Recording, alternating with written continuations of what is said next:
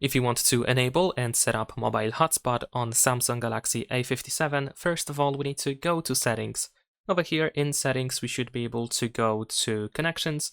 Next in here, we're gonna go ahead and select mobile hotspot and tethering, and we should be able to locate the mobile hotspot option. Of course, we can easily enable it by just tapping on the switcher. We can turn it on. However, keep in mind that you cannot really use Wi-Fi if you want to share the access to the internet. You can only share the access and to create the hotspot with the mobile data. So if you tap on a turn off, then you should be able to turn on your hotspot. And of course, we can go to the mobile hotspot option and you can find additional configuration, additional settings.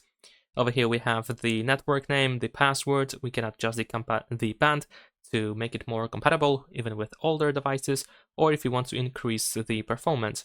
Here we can tap on advanced in order to find even more options, which you might want to use. And this is how we can configure the mobile hotspot. If you've done any of these changes over here, you can tap on save at the bottom of the screen. And that's pretty much it. If the hotspot is enabled, you can generate a QR code, which can be scanned by other devices in order to connect to the hotspot without having to look for it in the list of Wi-Fi networks and without having to enter the password.